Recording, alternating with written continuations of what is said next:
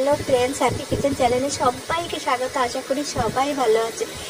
এই বর্ষার সময় সন্ধ্যেবেলা একটা এরকম চপ হলে আর কোনো কথাই হবে না। প্রথমে আমি এখানে মাংসগুলোকে ছোট ছোট করে কেটে ব্লেন্ডার করে নিয়েছি। তারপরে সাদা তেল দিয়ে ছোট ছোট করে পেঁয়াজ কেটে বা পেঁয়াজটা যখন বাদামি হয়েছে, নুন, হলুদ, জিরে, মরিচ, ধনের গুঁড়ো, আদা রসুনের পেস্ট ও সিদ্ধ করা আলুকে দিয়ে ভালো করে মাখিয়ে নিয়েছি। তারপর এখানে আমি চালের গুঁড়ো দিয়ে এটাকে সেট করে নিয়ে তারপর বেসন ও চালের গুঁড়ো, নুন, হলুদ, জিরে, মরিচ, ধনের গুঁড়ো দিয়ে বেসনটাকে ভালো করে মাখিয়েছি। তারপরে সাদা তেল দিয়ে কড়াই ভেজে নিলে একটা সুন্দর মাংসের মুচমুচে চপ। গাইজ, আমার চ্যানেলকে লাইক অ্যান্ড সাবস্ক্রাইব করো।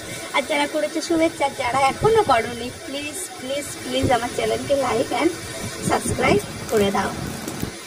আর এই একটা সুন্দর